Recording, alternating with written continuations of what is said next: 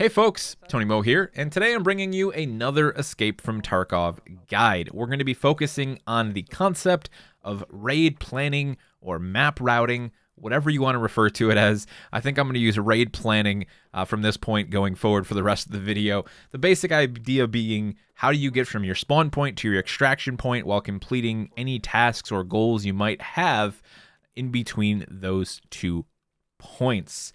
This video is very much a continuation.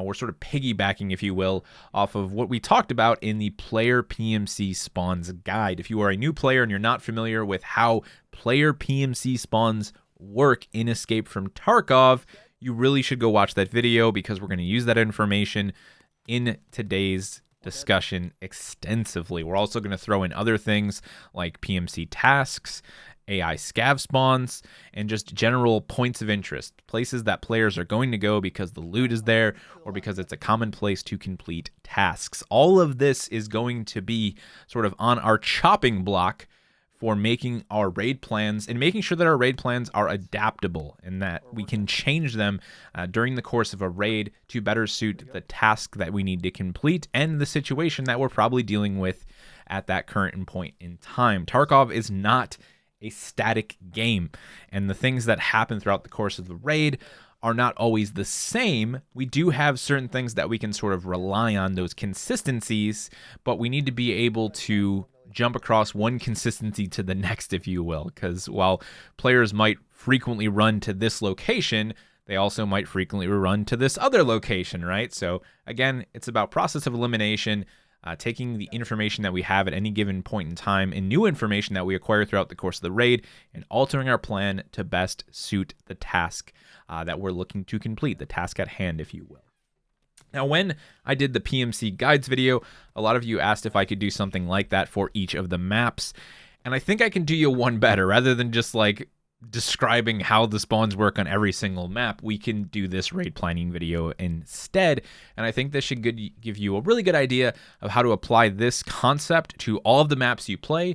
We're even going to talk a little bit about learning maps and the things you should be looking out for as a new player to more rapidly understand how PMCs are moving around the map, where PMCs might be going and for what reasons they might be going there, so you can start to learn those maps a little bit more efficiently and hopefully a little bit more quickly. This is going to be a long video. Let me make that very clear. We're probably going to push into 25-minute territory here. Think of this as a Tarkov lesson.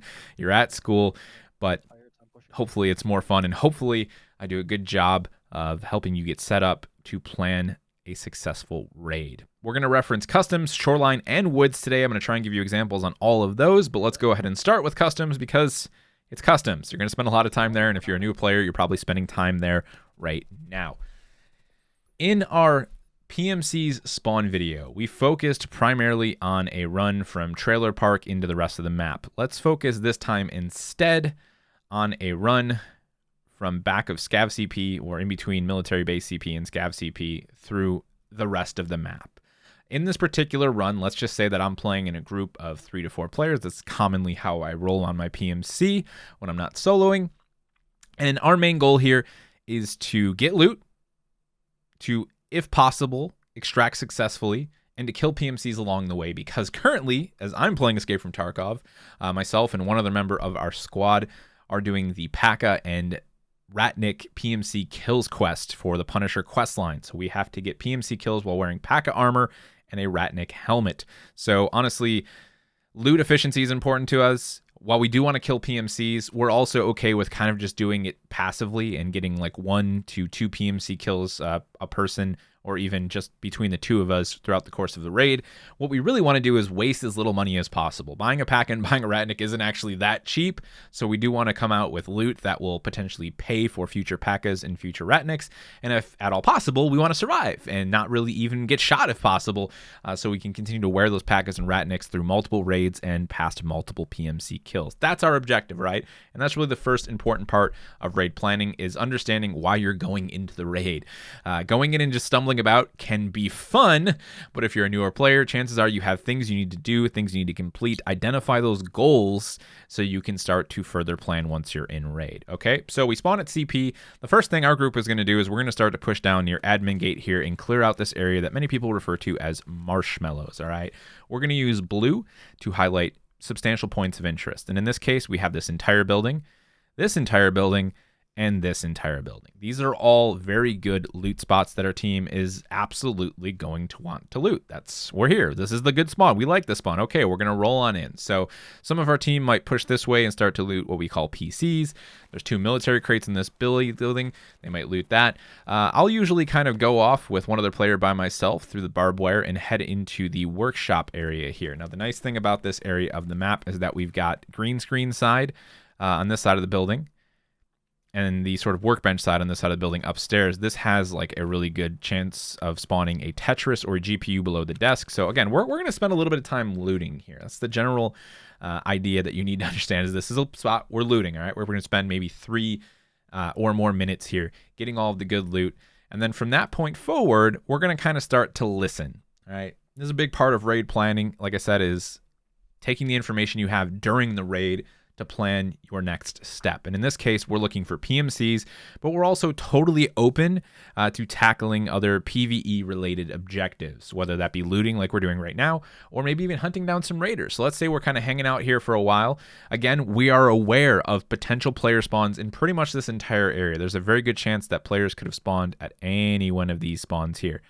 It's not likely that they spawned in marshmallows. It seems like that happens less and less these days, but there is a chance for that to happen, which is why we would have safely checked that on our way in. But this area right here is really where we're the most concerned, you could say, right? Like, we want to make sure that, okay, what are we hearing here? Are there PMCs rolling around? Are they shooting scavs? What's going on?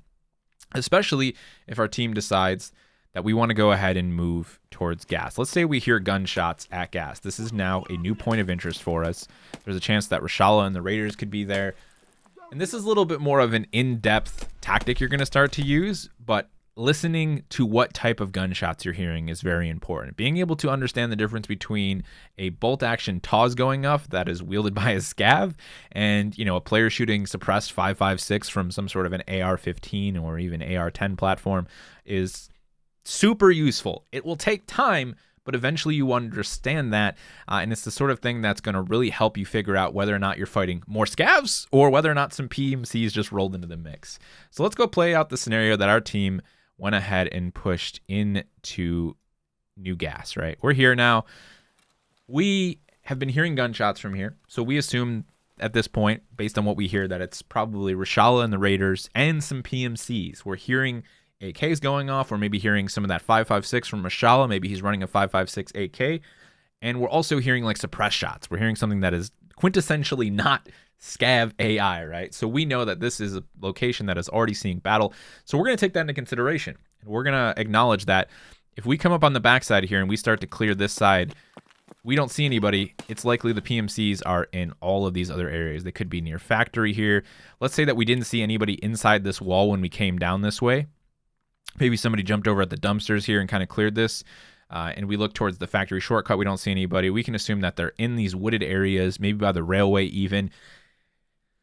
And again, we're just going to keep that in mind as we push this scenario. We might have to start actively engaging scav AI threats here, but we need to remember that there are other PMCs likely drawn to the chaos, or who already here before us, potentially creating the chaos, all right? And so our team is going to maybe sweep up along the rocks here as well, clear this out. Let's say that our team identifies a target hanging outside of the wall here and is able to eliminate them. Okay, we get a PMC kill. That's nice. Eliminate that target. And at this point, the rest of our team is sort of clearing through gas, eliminating the scav. We managed to take down the Raiders successfully. We get a Rashala wipe, and we're like, okay, great. So these targets basically no longer exist for us. However, let's say that we're still here and we're still looting this area, okay? This is still a valuable place. We've now got Raiders dead, and we need to start to loot their bodies, get their goods so we can, you know, make some money off them, because, of course, that's what we want to do here. Now, we killed one PMC, but let us go ahead and assume that there is not another PMC in the immediate area. So, like, we're not worried about this. Let's just say that we got the clear on that. We know that that squad is wiped. We haven't heard any other shots. We're going to still be cautious while we're looting, but we're going to assume, okay, that squad is dead. Here is another really big part of making your way through a raid, and something that should be just a constant for your raid planning, if you will. Time. Just general time usage is very important in Tarkov. Time is always passing in Tarkov, and as time passes, players move. PMCs move. They rotate around the map. Scavs come in. Player scavs, who are a lot more crafty and devious than AI scavs. Well, AI scavs can be pretty wild too, but you get what I'm saying. All right? Time passed means things change. Understanding those changes and what they could bring about is very important to survival in Tarkov. So while, yes, we've got a bunch of raiders and Reshala dead here, and we need to like sort of figure out what's going on, who killed who, and who's going to loot what, we need to do this quickly. All right? We need to do this as fast and as efficiently as possible. And as a new player, those are two things that just aren't going to be in your vocabulary yet. And that's totally okay. It takes time to get good at understanding what loot is what, understanding how to squeeze things into your backpack, understanding like whether or not you can fold a weapon or what parts you can strip off of it. Here's the advice I have for you while you're making your way through that process. Don't get greedy. All right? Put a gun in your second slot, grab a helmet, throw it in your backpack. And if they've got some, small loot items, single slaughters, take those items and then get out of there, all right? Because the longer you stay here, the more and more this becomes a big, fat red zone. The more this becomes not just, hey, other players could have heard that fight finish up and decide to see what's happening, maybe try and come knowingly that we're looting, try and come clear us up, or just the passage of time has happened. Let's say that we've got a whole other team now. We're in this red zone here. Let's say we've got a whole other team that was hanging out in dorms. This was maybe the team that spawned Railroad to Port, all right? They were hanging out at dorms, and, maybe we even heard them in a gunfight with the team that spawned here, right? They were battling at it, but now one of those teams is dead. Maybe that team decides at that point that the dorms extraction, let's say this dorms extraction just isn't up.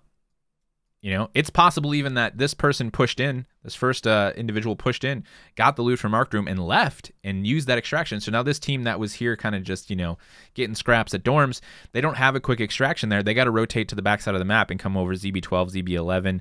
They're probably going to want to sweep through gas.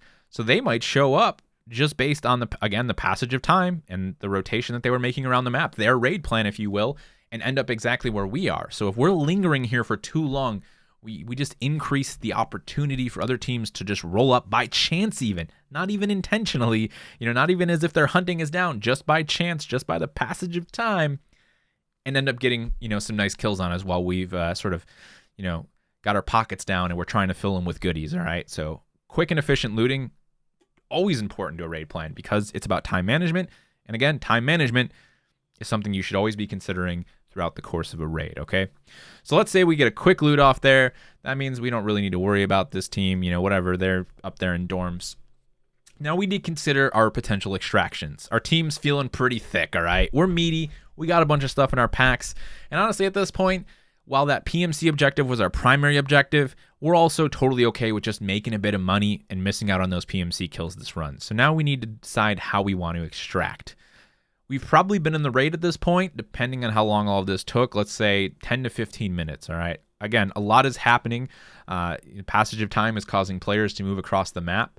We could have players who have already made their way, let's say, from Railroad to Tarkov, all the way through Med to ZB, and, maybe they extracted at Old Gas, right? So that's kind of one less group to worry about. But I would still say at this point, we have a potential for friction as we make our way to any number of the extractions on this side of the map.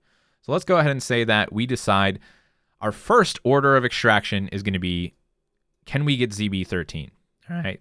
And then after that, we might fall back to like RUAF if it's up, or Crossroads if it's up, or, Trailer Park or any of those other extractions. But we want to get out as quickly as possible. We want to limit the chance for another encounter. And sometimes that means just going to the place where you might actually get another encounter. So our team at this point is going to go ahead and decide. Let's go ahead and just clean this up a little bit for us here. Get this out of the way, let's go ahead and decide that our team, now that we've looted that, is going to rotate off that, and we're going to go through warehouse over here, through the power, if you will, right? Sorry, not warehouse. We're going to go through power here and warehouse 4. So we're going to make our way out of gas. We're going to use the factory shortcut. We're going to go inside. We're going to get the power on right here. If the power wasn't already on, we could have quickly checked our extractions and saw if somebody already had ZB13 up. Honestly, that would be a decent thing to have, because that would mean it was likely that somebody spawned outside of Warehouse 4, turned on power, and is potentially already extracted at ZB13 with some goodies, all right? One way or the other, though, we get power on, or it's already up, and we go ahead and make that push along the back here, clearing gas station, seeing if it's active, seeing if PMCs are here, being aware that PMCs could be rotating through here, and then make our way to ZB13 for that extraction. We could run into a team there. Either way, ZB13 from this position is actually a pretty safe extraction, because unless that team is really watching that point, you could still kind of sneak into the back door sometimes. It is an AI scav. It is a player scav hotspot. So that's something to consider, especially if you're at like the 32-minute point in the raid. 32 minutes is where the majority of my scav runs have been recently on customs. So that's information I'm going to use in my raid planning. Again, you can kind of see that a lot of this is just stuff you're going to learn over time and then slowly realizing how to implement that into your run. But let's go ahead and talk maybe about how a task could further influence the ways in which players are moving around the map. And to do that, let's go ahead and jump to Shoreline. All right. I hope you're doing well, class. Hydrate, stay with me here. We're going to learn a lot.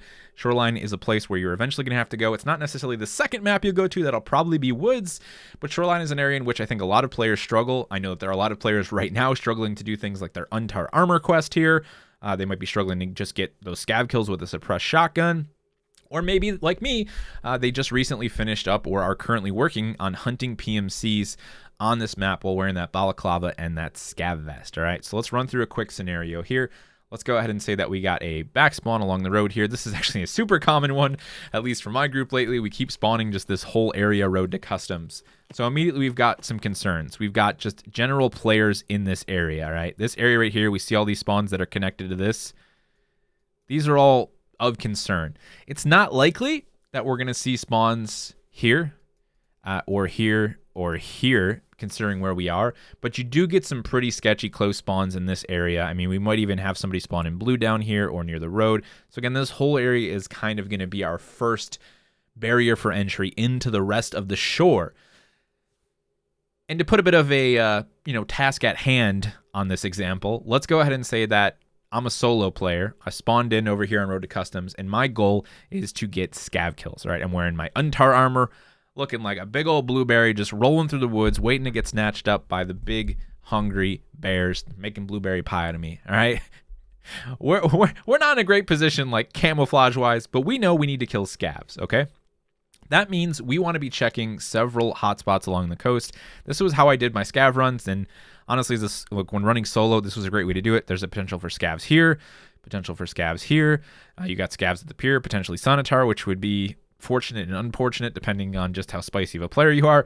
And then we've got scavs down here and here, so the island and also the roadblock. So basically, running a route along this is not a bad way to try and get these scav kills, all right? The thing is, you're going to have some friction along the way, and this is where understanding player tasks is going to come in very handy. Like I said, things are always changing, so player tasks are transformative. Not everybody is always going to be on those early tasks. There's a chunk of the player base is on the later tasks, but a lot of tasks have crossover. So if you are here as a PMC hunting scavs, you can pretty much surmise that there are going to be other players running along this exact same portion of the map, either doing the same exact thing you're doing, because there's no way that you're the only player in existence on Shoreline hunting scavs. In fact, you have to come here multiple times for different scavs, so there's going to be other players doing that. At the same time, there is almost always some sort of a quest happening for someone that involves hunting PMCs. So there's a good chance there's going to be PMCs sweeping the coast looking for people like you who are there to hunt scavs so they can get their PMC kills. So right off the rip, you know you've got to deal with several points of contention here. And you can come to that conclusion just based on what task are you doing.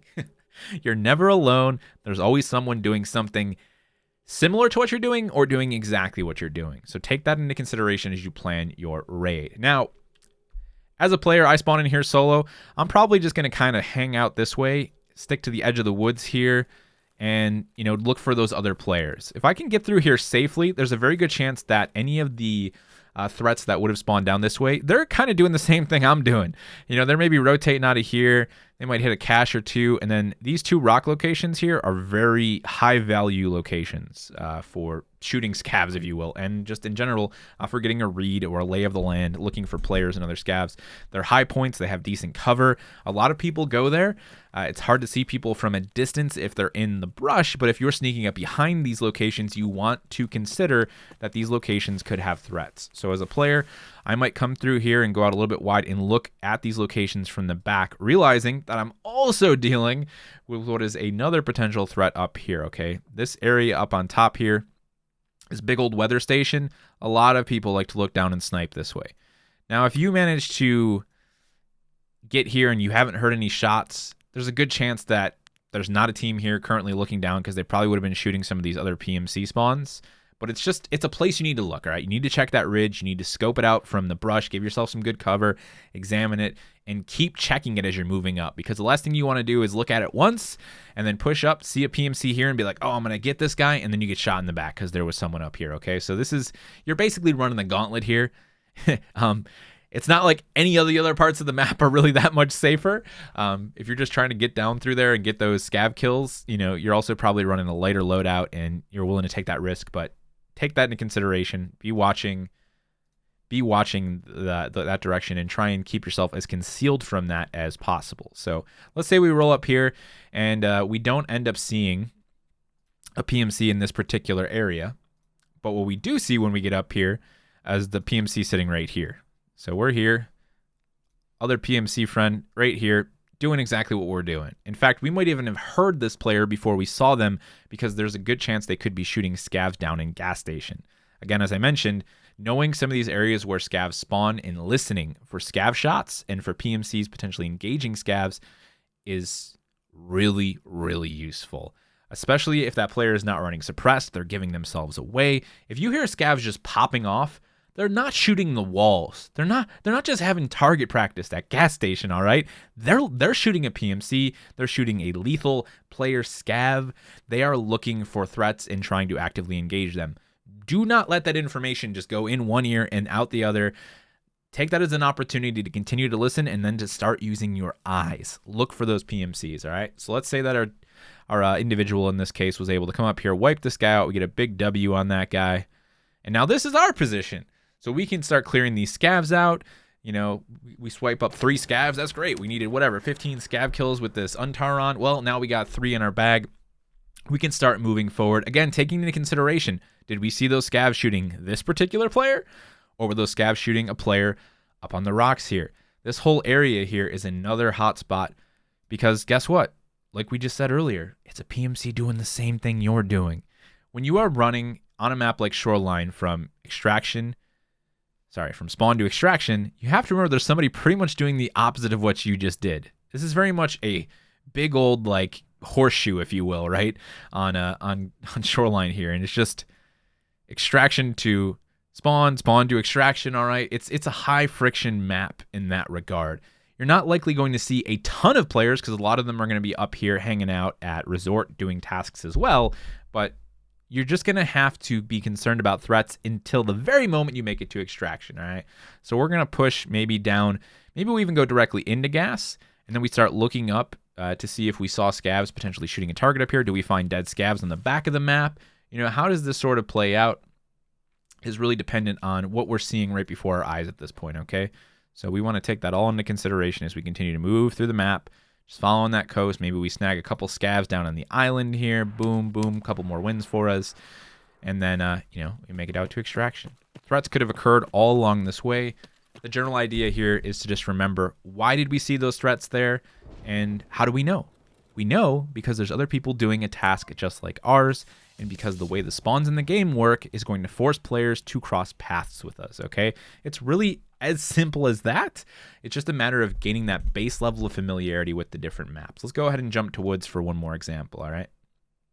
So when we're on woods here, similar situation can occur. Some maps, though, have locations that can be sort of isolated, if you will. And that's where these locations can come in really handy for completing quests. And one of my favorite things on woods is the new village location, all right? I love this spot. I love going there. I love getting a spawn near it because it means sweet loot, only a couple PMC encounters, at least in the early thing, depending on how long you stay there, and more importantly, a very quick and snappy extraction. So if we get any of the wood spawns out here, which I'm sorry, they're green on this map. This woods map is different, but if we get any of these player spawns out here, let's go ahead and mark these with red. We got a spawn here, spawn here. We've got, spawns down along the coast here. We've also got some spawns in more near these other areas, okay? This particular village location almost always has 2 to 3 PMCs near it. Those PMCs are probably pushing into it. What are they doing? Well, what are we here for? We're here to kill scavs, right? We got a village spawn. We're going to wait for some scavs to pop up. A lot of scavs like to spawn here. We're going to kill scavs. Again, people are probably doing the same thing as us, okay? Take that into consideration. So let's say that we had this particular spawn at the back here near this northern UN. There's a bit of like a wood factories type, kind of workshop area all over here. So the first thing we want to do is we want to be, aware that, okay, we got spawns. It's likely there's going to be PMCs already up here or pushing into this village. So let's say we creep along the backside here. We sort of clear the open field that's here, and then we use this to listen. Again, we use our ears before our eyes. If there are already scavs, if we can look this way and see scavs at the road, we can wait. We can use those scavs to bait other players and then to make a move from there. We could also just wait around for a couple minutes and decide we're going to be the ones to sort of engage in the action. So we take a shot, we kill scavs, we move in, we start looting, just keeping in mind that it is highly likely. I have never gone to village, maybe 1 every 10 times I'll go to village and not run into other PMCs. All right? It's a good place to go. The loot's good there. The scav kills are good there. But the nice thing about it, like I said, is it's isolated from the rest of the map. The other stuff's all happening over here. People are at Sawmill. You got people fighting along this whole backside here near 14 and all this shit. You got people up on Sniper Rock. They're shooting down into Sawmill. You got Emercom over here, which is isolated from itself as well near these spawns. This whole area's kind of got its own thing going down. That's the nice thing about woods. And certain maps will have these sort of isolated locations, all right? Not all of them do, but some of them do, and you can get away with just focusing on a much smaller number of players. And the nice thing about this village is we go in here, let's say we kill a bunch of PMCs in here, we get a bunch of Ws, right? Maybe we kill 1 PMC, 3 scavs, and then we just roll out. Get the hell out. 3K extraction. Bam, we're out of there. We leave, all right? The longer you stay there, the higher the chance of more PMCs rotating in from other parts of the map. So it's not a bad place to just get in and get out. Again, time in raid is important. Consider how much time you spent there. Consider the number of PMCs you saw. Maybe you saw 1 PMC raid off the rip. You spent another 5 minutes there. That other PMC who maybe spawned here could have decided, I heard some noise. I'm actually going to leave Sniper alone, and I'm going to, just run out back into village, all right? I know it's a lot, and I know this was like a full-blown class, raid planning 101, but at the end of the day, planning a raid is all about taking the information you already know, information you acquire in raid, and any information you learn literally as you're raiding, and using it to continue to plan more efficient raids, all right? And that's where you're going to start to see people doing specific quest guides where hey, this is the best place on woods to get scav kills or to get this resource, because they've been running their way through the map, and this is stuff they've passively been realizing, oh, hey man, I went to village and that place was just popping with loot. You could just run village. That's hyper efficient, all right? That's the learning process of Tarkov. That's where people start making those guides because they played the map enough. It becomes second nature to them, and they make the realization of wow, that's a really good route to run, all right? And that's what you're doing with raid planning essentially. Is you're learning all these different chunks of the map. You're getting better at how PMCs tend to rotate through those areas, whether or not the majority of players even find those areas to be valuable or not. Is it high traffic? Is it low traffic? What can I get away with here? All right. It will take time, but hopefully this was a bunch of examples. I hope you have a general idea of what I was talking about here, and hopefully it helps you in your future raid planning. Thank you all so much for watching. If you have any other questions for me, if there's anything that maybe I need to clarify a little bit better for you specifically, feel free to leave a question down in the comment section below. I hope this video helped you. If it did, please let me know. Thank you so much for watching. Be awesome to one another out there, and I'll see you in the next one.